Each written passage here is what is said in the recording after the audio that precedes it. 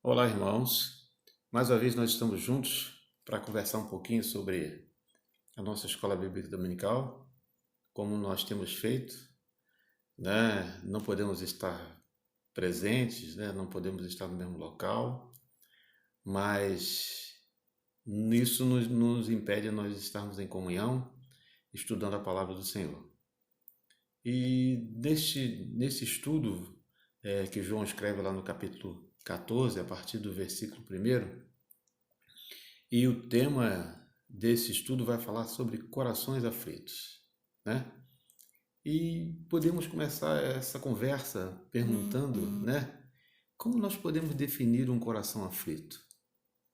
E o próprio Jesus vai responder isso aqui lá no capítulo 1, no capítulo 14, versículo 1, né? E nós podemos entender isso, né? Porque ele fala que um coração aflito é um coração descrente, né? Porque ele diz assim, ó, não se perturbe, não se turbe o vosso coração, ou o coração de vocês, e creiam em Deus e creiam também em mim. Então, aquele que não crer, ou seja, aquele que é incrédulo, é aquele que tem o coração aflito, porque não sabe onde buscar a sua esperança. Mas nós, como cristãos que somos, nós temos a nossa esperança depositada em Jesus Cristo. Porque a palavra fala que ele é o autor e consumador da nossa fé. Então, como nós vimos também em algumas lições anteriores, né? Na lição anterior, e podemos ver que os discípulos eles estavam um pouco confusos, né? Eles estavam um pouco perdidos, se podemos dizer assim, e abalados com tudo que estava acontecendo, né?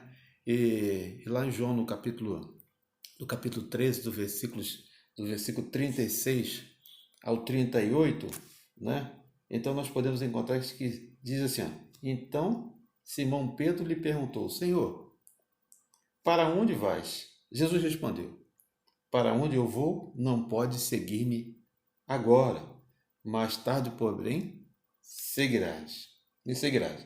E Pedro lhe disse, por que não posso te seguir agora? Darei a minha vida por ti. Jesus responde, darás a vida por mim? Em verdade vos digo que antes que o galo cante, me negará 3 vezes. Então a gente vê que o próprio Pedro, não só porque ele era uma pessoa muito espontânea, imediatista ou sanguíneo, como seja, ele dá logo essa resposta imediata. Mas na verdade ele não sabia exatamente o que estava por vir, o que estava acontecendo, assim como ele, como os outros discípulos, né?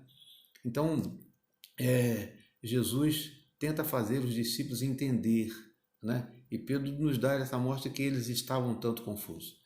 E Jesus vai deixando entender e falar que o ministério dele estava chegando ao final, que ele já não passaria muito tempo com eles e que Jesus estava preparando os discípulos para uma despedida, se podemos dizer assim, né, daquele momento que eles estavam vivendo, daquele tempo de ministério que eles estavam juntos, né? E nós sabemos que toda despedida, ela muitas das vezes é traumática e causa tristeza e causa dor, e eles ainda sem saber exatamente o que estava acontecendo, mas já estavam vivendo esse momento de angústia, de tensão, sem saber exatamente o que estava acontecendo, né? E nós vemos que Jesus dá a entender que mesmo quando ele ia deixar os discípulos, eles não ficariam sozinhos, porque ele depois vai declarar ao longo do texto aqui que eles iam ter um conselheiro, um ajudador, um consolador, né? Que nós bem sabemos que é o Espírito Santo. Então, a pergunta é, será que no momento que nós estamos vivendo é um momento de aflição? Por certo que sim, né?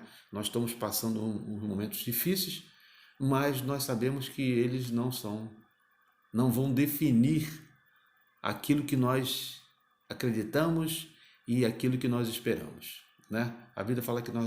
A palavra de Deus fala que nós não podemos viver dependentes do que vai acontecer aqui, porque a glória que a nós é revelada é muito maior do que o que nós estamos passando aqui.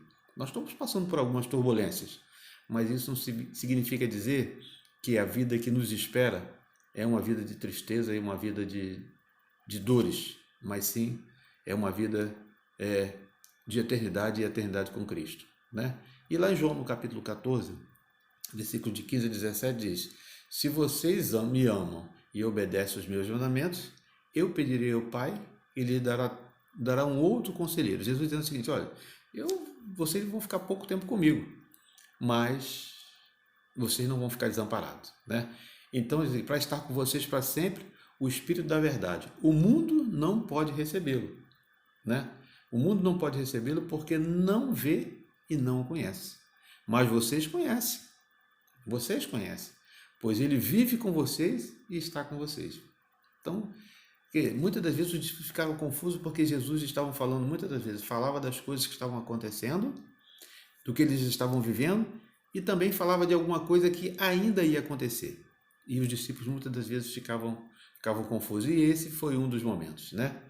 E é claro que a angústia que rodeava de perto os discípulos, eles ainda não tinham entendido, não sabiam o que estava acontecendo, mas havia uma promessa, como Jesus estava falando ali, que eles não ficariam sozinhos, que eles teriam um consolador, né? Lá em Coríntios, no capítulo 2, a partir do versículo 2 Coríntios, capítulo 4, a partir do versículo 8, né? E versículos 9, 16, 18, ele diz o seguinte: que todos nós somos pressionados, mas não ficamos perplexos. Mas não desamparados. Somos perseguidos, mas não abandonados. Abatidos, mas não destruídos. Por isso, não desanimemos. Embora exteriormente estejamos desgastados, interiormente estamos sendo renovados dia após dia, pois os nossos sofrimentos leves e momentâneos estão produzindo para nós uma glória eterna, que pesa mais do que todos eles. Assim fixamos nossos olhos naquilo que se vê mais do que naquilo que não se vê, pois o que se vê é transitório, mas o que não se vê é eterno. Então, Paulo está dizendo que nós precisamos ter esperança, e essa esperança que os discípulos estavam precisando ter e que nós precisamos ter hoje. Que Jesus Cristo veio, que ele morreu, que ele ressuscitou, ele está à destra de Deus, intercede por nós, que deixou o Espírito Santo, e um dia ele falou que ele vinha nos buscar, né? Coisas que os discípulos ainda não estavam entendendo por aquele momento tão difícil, aquele momento tão turbulento para eles, em momentos muito, podemos dizer assim, até dolorosos, porque eles não sabiam de tudo ainda, mas sabiam que o Mestre ia deixá-los, eles iam ficar sozinhos na visão deles, no entendimento deles, né? Então, nós devemos pensar, meditar nisso, né? E entender. E o autor aqui vai dizendo que, e nesse inteirinho que os discípulos estavam vivendo, e que muitas vezes que nós também estamos vivendo, nós passamos por situações difíceis, que ele chama aqui de dilema, né? Que é um momento crucial, né? Que os discípulos estavam passando por a morte de Jesus estar se aproximando, né? Mas Jesus estava tentando preparar, tranquilizar os seus discípulos, né? Que eles precisavam acreditar que realmente eles não ficariam sozinhos, né? Que em breve aquele momento também ia passar, né? E ele diz que em João no capítulo 14, a partir do versículo 1, quando nós lemos aqui, né, ele diz que não se turbe o vosso coração, credes em Deus e crede também em mim. E vai falar que na casa do meu pai tem muitas moradas, se não fosse assim eu não diria, não vou preparar-vos lugar. Mas eles ainda não tinham entendido completamente. Eles aqui, se eu for preparar lugar, virei outra vez e vou buscá-lo. Mas para onde é que ele vai? Como é que ele vai voltar? Né? E ele diz aqui no versículo 4: eu vos conheci, e vós conheceis o caminho para onde eu vou. Mas para que caminho? Para onde é que ele vai? E eles ainda não estavam entendidos, estavam meio conturbados, né? Mas Jesus vai deixando entender, vai tentando explicar a ele para que eles possam ver que ele não era simplesmente um profeta, como muitos acreditavam, mas que ele era o próprio Filho de Deus. E quando ele não estivesse mais com eles ainda não sabiam que Jesus ia ser crucificado, mas que também ficariam com eles um consolador, um ajudador, um conselheiro, que é o Espírito Santo, né? Em Filipenses, lá em Paulo fala aos Filipenses no capítulo 4, nos versículos de 6 a 7, diz assim: ó, não andeis ansiosos por coisa alguma, mas em tudo pela oração e súplicas e com ações de graças, e com ações de graça, apresente seus pedidos a Deus, e a paz de Deus, que excede todo entendimento, guardará os seus corações e suas mentes em Cristo Jesus, né? Como eu falei, a gente vive um momento difícil aí não tem como a gente não falar sobre isso, né? Mas a palavra de Deus fala que a gente precisa ter esperança, que a nossa oração, que a nossa expectativa precisa no Senhor, que nós temos que guardar o nosso coração, da nossa mente, para que tudo isso que a gente ouve por aí, isso aí não perturbe a nossa fé, não perturbe o nosso entendimento que Cristo é o nosso Salvador, que a nossa expectativa não pode estar nessas coisas que estão acontecendo, né? Porque a palavra fala que a glória que a nós é revelada ainda vai ser muito maior do que tudo isso que a gente está vivendo, né? Que isso aí não é nada em relação ao que nós estamos passando, né? Então, e nós sabemos que Cristo vai voltar, né? E lá em Mateus, no capítulo 6, de versículos de 25 a 34, Jesus fala: portanto, eu lhe digo, não se preocupe com as suas próprias vidas, quanto o que é vez de comer, o que é vez de beber, nem com seus próprios corpos, quanto o que é vez de vestir, né? Que a comida não é mais importante do que o corpo, do que a roupa. Portanto, se não se preocupe com o amanhã, pois amanhã se preocupará consigo mesmo. Basta cada dia seu próprio mal, né? Está dizendo que nós temos que ter esperança, que nós não devemos ficar preocupados, porque o dia de amanhã pertence ao Senhor e Ele sabe exatamente o que vai acontecer e nós não. Então nós não precisamos, não devemos ficar ansiosos, apesar que muitas das vezes nós venhamos a ficar. Mas Ele diz o seguinte: ó, descansa, tenha calma, né? Acalme o seu coração. E é difícil no momento desse a gente ter alegria e ter convicção, mas nós precisamos nos estimular uns aos outros, né? Saber que Jesus Cristo morreu e ressuscitou e está à destra de Deus, que mandou o Espírito Santo para nos consolar. E temos que nos encorajar uns aos outros, e mais do que isso, né? Além desse encorajamento que nós temos que ter um para com os outros, nós precisamos preparar essas pessoas também que ainda não têm esse encorajamento, que ainda não encontraram esse Jesus Cristo, né? Assim como ele comissionou os discípulos e eles cumpriram a sua missão, né? Mesmo com toda aquela, sem saber exatamente o que estava acontecendo, né? E depois que eles tomam pé da situação e eles vão ter a certeza exatamente do que estava acontecendo quando Jesus é crucificado, né? Mas nós já sabemos, já conhecemos toda essa história que chegou até nós, e nós precisamos preparar outras pessoas também para que eles possam ter essa convicção, né?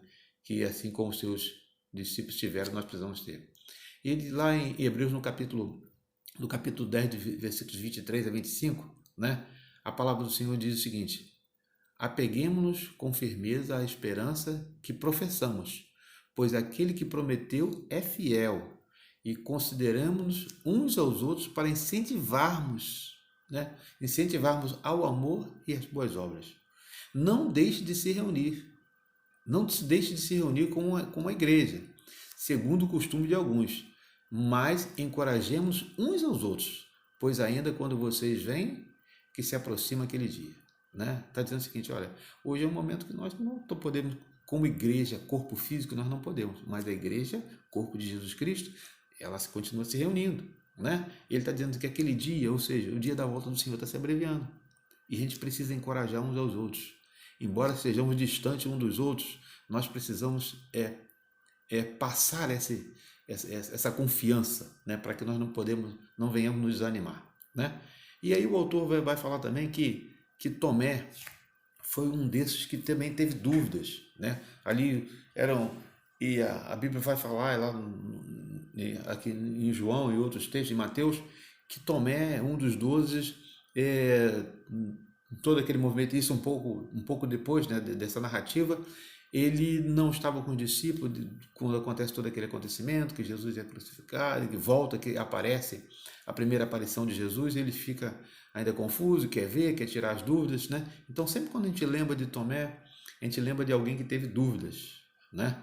Mas nós que conhecemos a Cristo, que já conhecemos, sabemos que Ele morreu por nós, sabemos que Ele ressuscitou e está à destra de Deus, nós não podemos ter mais dúvidas, né? Assim como Tomé também, depois que tirou as dúvidas, né? Mas em princípio ele teve a dúvida. Então lá lá em João no capítulo 20, versículos 29, 19 a 29, que vai ver, né, vai falar sobre a respeito, né? Então, porque Tomé não estava presente, né? É muito fácil, né, quando nós vemos e a gente, não, bom, mas eu vi. Você não viu? Você não acredita? Né?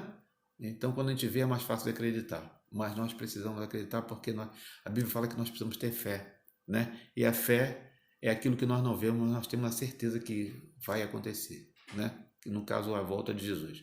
Lá em João, no capítulo 14, versículo 5, ele vai falar para os discípulos que vocês conhecem o caminho para onde vou, e disse Tomé, Senhor, nós não sabemos para onde vais. Como podemos saber o caminho? Né? E então eles ainda tinham dúvida, não sabia de que Jesus estava falando, né? E a pergunta é, quando nós temos dúvida, com quem nós precisamos tirar nossas dúvidas? Nós precisamos tirar nossas dúvidas com quem sabe o caminho, com quem conhece o caminho, né? Com quem nos indica o caminho correto. E quem é que nos indica o caminho correto? É Jesus, né? Então os discípulos agora estavam começando a entender de que Jesus estava falando, né? Porque Tomé já estava realmente tirando as suas dúvidas, né? Assim como ele pergunta, ele pergunta lá no início e ele vai tirando as suas dúvidas. E aqui mais à frente, né? Jesus responde: Eu sou o caminho, a verdade e a vida. Ninguém vai ao Pai a não ser por mim, né? Então Jesus disse, olha, não tenho dúvidas que vocês, para poder continuar esse ministério, vocês precisam acreditar em Deus, acreditar em mim, porque eu sou o caminho, né? E ninguém vai a Deus a não ser por mim, né? Mas ele ainda não tinha entendido. E Tomé também ainda continua no mesmo dilema que Tomé teve. Agora Filipe também tem uma dúvida, né? E lá no capítulo 14, versículo 7, diz assim, Jesus diz, se vocês realmente me conhecessem, conheceria também o meu Pai. Já agora vocês não o conhecem e não tenho visto. Já tenho visto, né? Mesmo assim, Tomé faz a pergunta.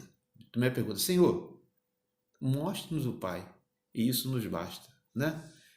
A impressão que dá é que Tomé não estava acompanhando a conversa, não estava acompanhando o diálogo que Jesus estava tendo com eles, né? No versículo anterior aqui, Jesus disse mesmo, se vocês realmente me conhecessem, também conheceriam o meu Pai, agora que vocês já têm me visto, né? Então Jesus dá todas as dicas para eles, fala para eles, mas eles ainda não tinham percebido, né? Que Jesus não era simplesmente um homem comum, não era simplesmente um profeta, mas Jesus era o Filho de Deus que estava sendo revelado a eles, né? E lá em João, no capítulo 14, versículos 9 a 11, Jesus diz assim, Jesus respondeu, você não me conhece, Filipe, mesmo depois de eu ter estado com vocês durante tanto tempo?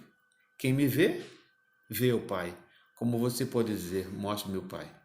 Você não crê que eu estou no Pai e o Pai está em mim? As palavras que eu lhe digo não são as minhas palavras. Pelo contrário, o Pai que vive em mim está realizando a sua obra. Creio em mim quando eu digo eu estou no Pai e o Pai está em mim. Ou pelo menos creio por causa das suas obras, por causa das obras, né? E não podemos deixar de olhar à nossa volta e ver constantemente a ação de Deus. Muitas pessoas ainda têm dúvidas, né? Que Deus é o que fez, o que faz e aí fará, né? Então, o mesmo Deus de hoje é o Deus de ontem e será o Deus de eternamente, né? O ontem já se passou, o hoje nós estamos vivendo e nós temos que preparar para o eternamente, porque esse Deus ele continua falando, como falou aos discípulos, nos falou e ele quer falar ainda muitos outros. Em Hebreus no capítulo 13, versículo 8, Jesus disse que o mesmo Deus de ontem é o Deus de hoje e é o Deus de eternamente, né? Então essa é a certeza que nós temos, né? E o autor aqui vai dizer, e nós temos certeza, que a solução para tudo isso é Cristo, né? Que Jesus se refere quando disse ao seu discípulo que ele faria coisas maiores. O que Jesus estava falando? Né? Por que os discípulos fariam coisas maiores?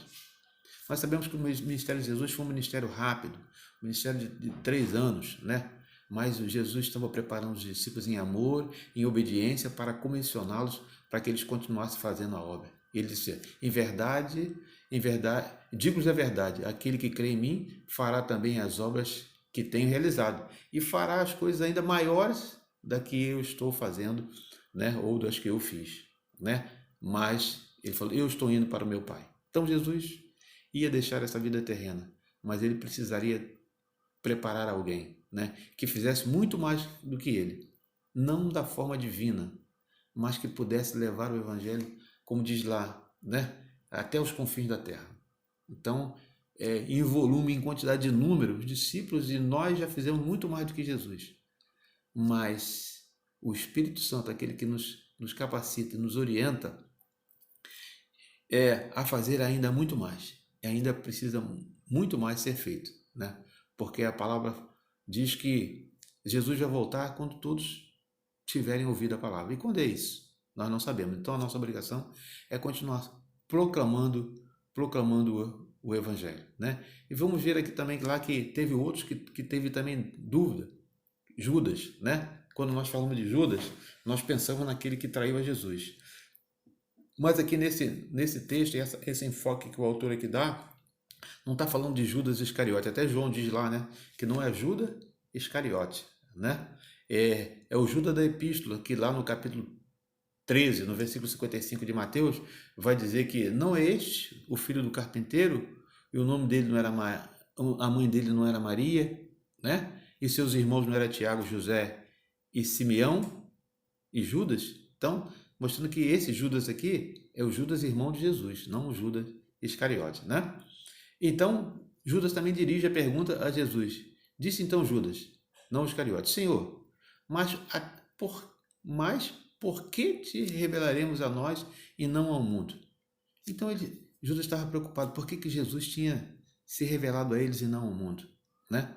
E Jesus já tinha dado essa resposta também e eles ainda não tinham percebido, né? E ele diz lá no versículo 17, anteriormente a isso, ele já tinha respondido. Jesus diz assim: o Espírito da verdade, o Espírito da verdade, o mundo não pode recebê-lo, porque não vê nem o conhece.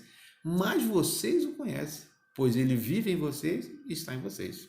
Então Jesus está dizendo assim: olha, eles não conhecem porque eles não têm o Espírito da verdade neles, né? E Jesus está dizendo: olha, vocês estão sendo capacitados para poder mostrar para eles esse Espírito da verdade, para que eles possam também anunciar, a palavra possa chegar a eles e eles possam também anunciar ao outro. Então, por isso que Jesus falou assim: primeiro eu vou revelar a vocês que vão receber primeiro essa revelação e se preparar para poder revelar a outros. Assim também, né, nós recebemos essa revelação que Deus nos revelou através do seu Espírito Santo, né? Que a palavra fala que é o Espírito Santo que convence ao homem, né? De tudo que nós fazemos, a convicção vem através do Espírito Santo, do juízo, da justiça, todas as coisas que nós fazemos. Então nós também estamos capacitados para poder levar essa mensagem, né? Ele diz aqui, João, no capítulo 14, versículos de 15 a 17, diz: se vocês me amassem e obedecessem os meus mandamentos, eu pediria ao meu Pai que ele dará outro conselheiro, né, ou consolador, para estar com vocês para sempre, o Espírito da verdade. O mundo não pode recebê-lo, porque não vê e não conhece, mas vocês conhecem, pois ele vive em vocês e está em vocês. Então, nós podemos concluir, né, que entender o amor de Deus, obedecer o amor de Deus, conhecer o Espírito Santo que habita em nós, assim como passou a habitar nos discípulos, realmente é algo muito importante para que nós possamos ter uma vida de comunhão e uma vida realmente de espera, né, para o nosso Senhor Jesus Cristo voltar, né? Eu quero concluir essa palavra aqui com um questionamento que o autor faz. Eu também quero fazer esse questionamento para mim e para você também, né? Quando você tem aprendido e obedecido? Quanto você tem aprendido e obedecido, né? A palavra fala que a obediência é um fator muito importante e o amor a Deus é um fator muito importante. Então, diz que o amor, a obediência e o Espírito Santo são evidências da capacitação que foi entregue aos discípulos e também a cada um de nós. Então, se nós amamos a Deus, nós precisamos obedecê-lo, porque o Espírito Santo que habita em mim e habita em você é aquele que vai fazer com que nós aprendamos cada vez mais podemos anunciar a sua palavra. Que Deus possa nos abençoar e que possa aplicar essa palavra no nosso coração. Leia, estude a sua revista e faça o seu comentário. Que Deus possa nos abençoar. Graça e paz.